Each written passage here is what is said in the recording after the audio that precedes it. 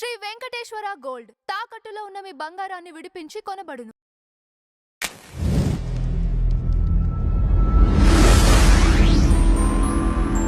దుర్గమ్మ గుడి కింద ఒక పెద్దావిడ అన్యమత ప్రచారం చేస్తుంటే ఆవిడని అక్కడి నుంచి తరలించటానికి నానా తిప్పలు పట్టడం జరిగింది.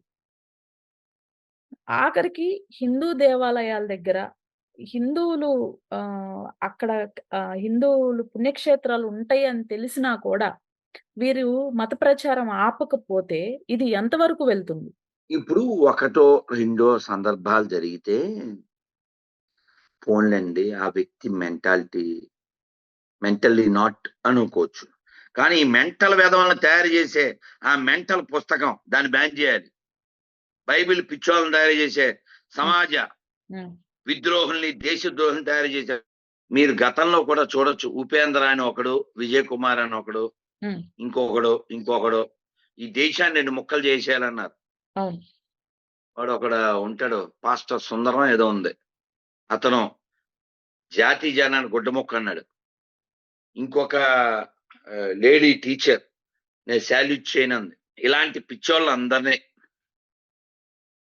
ఇలాంటి సమాజ విద్రోహుల్ని దేవాలయాల దగ్గర కూర్చుని అది ఆ పనికిమాలిన బైబిల్ చదవడం ఏంటి? చర్చిలోగా చదువుకోవాలి. ఇప్పుడు నేను ఇలా మాట్లాడితే ఈ వీడియో కింద కామెంట్ పెట్టడానికి వస్తాడు వాడు హిందువులకే పుడతాడు, వాడి పేరు ఉండదు. జేసీబీ, ఏసీబీ, పీసీకి ఏదో ఉంటది. ఇలాంటి నీతి లేని కొన్ని పదాలు వాడకూడదు. బీతో స్టార్ట్ అవుద్ది. వీళ్ళందరినీ తయారు చేసే ఈ పనికిమాలిన పుస్తకం ఎందుకు అసలు మనకి?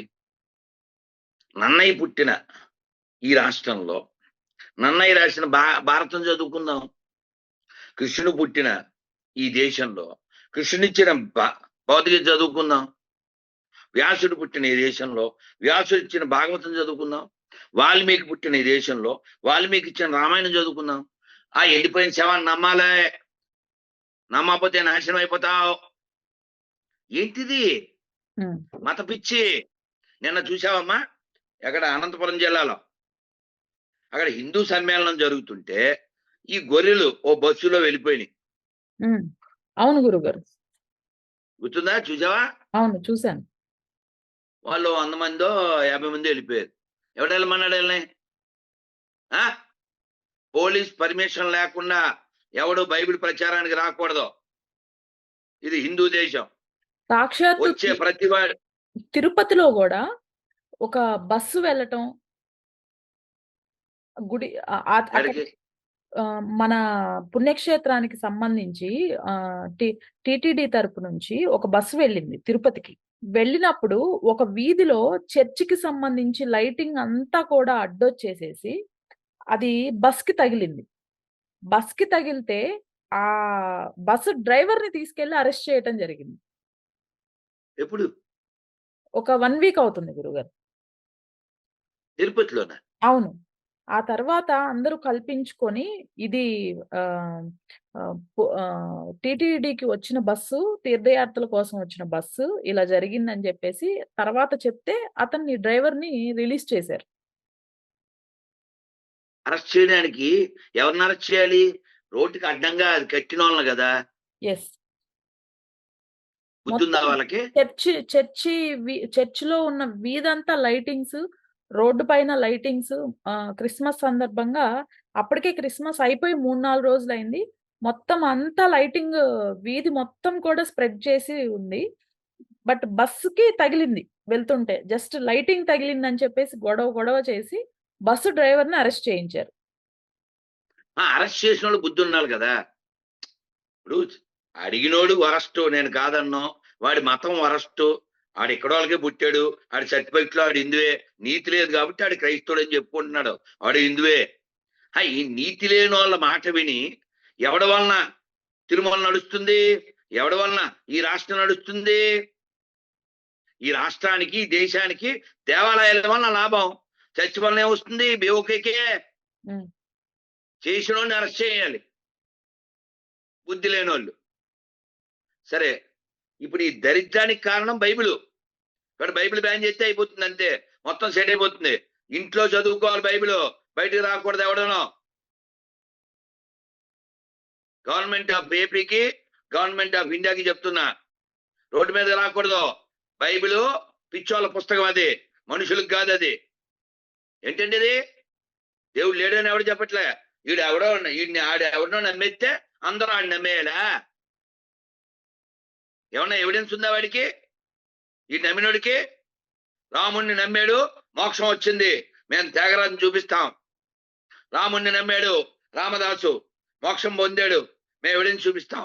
అన్నమయ్య వెంకటేశ్వరని నమ్మాడు, వెంగమాంబ, హాతిరాంబావాజీ వెంకటేశ్వరాన్ని నమ్మారు, మోక్షం పొందారు. ఎండిపోయిన శవాన్ని నమ్మి ఎవడు మోక్షం పొందాడు? ఎవడు కావాలండి ఈ దరిద్రం? బ్యాన్. కింద కామెంట్లు వస్తాయి చూడమ్మా, తిడ్డానికి వస్తారు, అంతా హిందువులు పుట్టిన వాళ్ళు వస్తారు. ఆల్రైట్ గురువు గారు, అసలు అత్యంత దారుణమైన విషయం, తమిళనాడులో స్టాలిన్ ప్రభుత్వం మురుగన్ టెంపుల్ ని కూల్చివేయటం. అక్కడ వారు అసలు ఏడుస్తూ వీడియోలు బయటికి చూస్తుంటే కడుపు తరుక్కుపోతుంది. మీ వరకు వచ్చాయా ఆ వీడియోస్?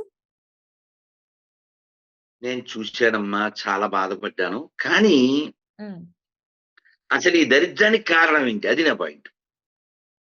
ఇప్పుడు అతను అలా తయారవడానికి కారణం ఏంటి? రేతం చెప్పనా? నువ్వు అడిగిన వాటిల్లో ఒకటి తప్పిస్తే అన్నిటికి కారణం ఈ బైబిల్ దరిద్రమే. వాడు మొన్న చెప్పాడా? ఉదయనిధి స్టాలిన్ ఏం చెప్పాడు? మా సిద్ధాంతాలు బైబిల్, ఆడి పార్టీ సిద్ధాంతాలు బైబిల్ సిద్ధాంతాలు ఒకటే అని చెప్పాడుగా. బైబిల్ అంటే ఏంటి? బట్టలు కొట్టాయి, నాశనం చేసాయి, అదే చెప్తుంది. నేను కావాలంటే లైవ్ లో నీకు ఆల్రెడీ చెప్పాను, అయినా ఆ బుక్ లో ఉన్న చదివి చూపిస్తాను. బైబిల్ సిద్ధాంతమే డిఎంకే సిద్ధాంతం కాబట్టి నేను ఆశ్చర్యపోవట్లేదు. ఐ నాట్ సర్ప్రైజ్, బట్ బాధపడుతున్నా. తమిళనాడు అంటే ఎవరు గుర్తు రావాలి? రామానుజుల. తమిళనాడు ఇది birth place of Ramanuja. Tamil Nadu ఇది birth place of Alvars. Tamil Nadu ఇది birth place of Nayanars. Tamil Nadu ఇది birth place of great mathematician Ramanujan. రామానుజాచార్యులు వేరు, రామానుజన్. తమిళనాడు ఇది birth place of our Sundar Pichai. అలాంటి పిచాయ్ పుట్టిన చోట పిచ్చోళ్ళు ఎలా పుట్టారండి? మన కర్మ కాకపోతే. తమిళనాడు లోగో తెలుసా? తెలుసమ్మా? శ్రీవిల్లి పుత్తూరు. ఇదిగో ఆండాళ్ళ తల్లి పుట్టిందే, ఆండాళ్. ఈ ఆండాళ్ళు పుట్టిన ఊరు, ఆ ఊళ్ళో ఉండే గోపురం, అది వాళ్ళ లోగో. తమిళనాడు రాజముద్ర. Tamil Nadu is not simple state, it's a temple state. ఆ రాష్ట్రం బతికేదే దేవాలయాల మీద. కానీ ఆ దరిద్రులు డిఎంకే అంటే పేరు తెలుసుకమా, అర్థం తెలుసా నీకు? తెలీదు. ముదిగోని శివప్రసాద్ గారు చెప్పారు, దొంగ ముండా కొడుకులు పార్టీ అని. నేను చెప్పలేదు. ఆ చెప్పిన మాట నిజం చేశారుగా, చెప్పిన మాట నిజం చేశారుగా. ఇప్పుడు మనం పనికిమాల బైబిల్ అనడానికి లేదా ఇంకోటి అనడానికి కారణం, అది చదివిన తర్వాత వాడు దిగజారి ఇలా తయారవుతున్నాడు. నా సొంతం ఏం చెప్పట్లేదమ్మా, వాడి బుక్ లో ఉంది. మత్తయి 10:34. నేను భూమి మీదకి సమాధానం పంపవచ్చిందని తలంచవద్దు. లోకా 12:51. నేను భూమి మీదకి అగ్ని వేయవచ్చింది, విరోధం పెట్టవచ్చింది. ఎందుకంటే ఇది ఈ పనికిమాలింది ఎందుకు? కలిపేది కావాలి మాకు, విడగొట్టేది ఎందుకు? అలాగే బద్దలు కొట్టమని ఈ పుస్తకంలో స్పష్టంగా చెప్పారు.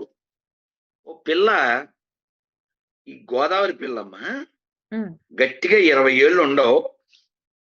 ఏదో వీడియోలో మరి మొత్తం అంతా క్రైస్తవులు అయిపోతే అందరినీ చంపేస్తారా అంటే, గోదావరిది కదా ఆ పిల్ల, ఇలా మెలికలు తిరిగి ఎవరిని సంపం కానీ గుళ్ళయ్యి కూలగొట్టేస్తాం.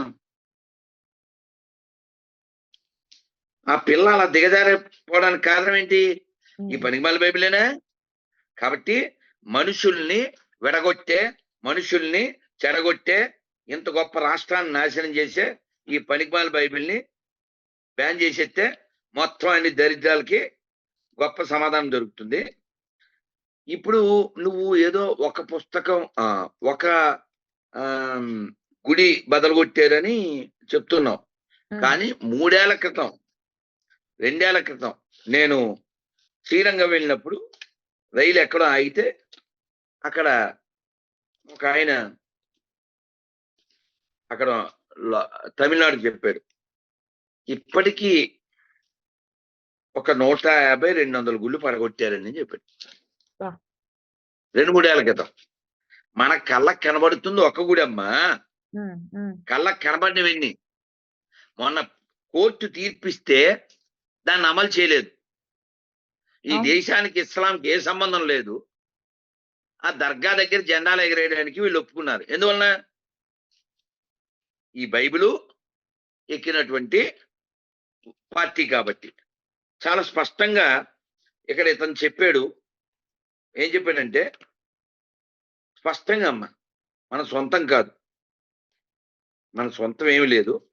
ద్వితీయోపదేశకాండం 7, నీవు ఏ దేశమైనా జయించి స్వాధీనపరుచుకున్నప్పుడు అక్కడ ప్రజలను నీ దేవుడైన యెహోవా నీకు అప్పగించినప్పుడు నీవు వారిని హతము చేయవలను. ఏం చేయాలి? హతము. పరిశుద్ధ టాయిలెట్ గ్రంథం.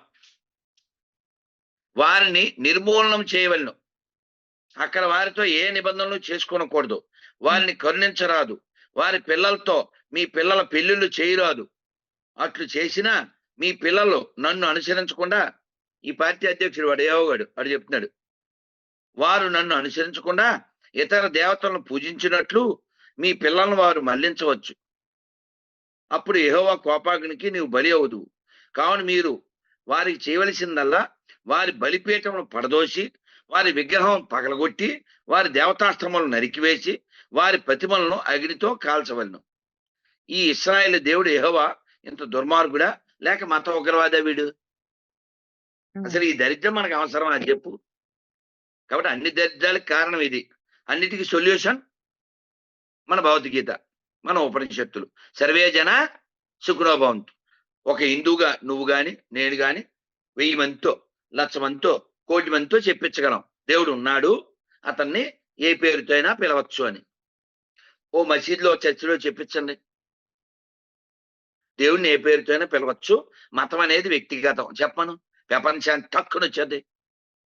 ఇప్పుడు మారాల్సింది క్రైస్తవులు ముస్లిమ్స్ కాదు, అన్ని మతాలు సమానమనే దరిద్రులు, ఆ ఉమ్ము ఉచ్చ పోసిన పదార్థాలు తినే దరిద్రులు మారాలి. అన్ని సెట్ అయిపోతాయి.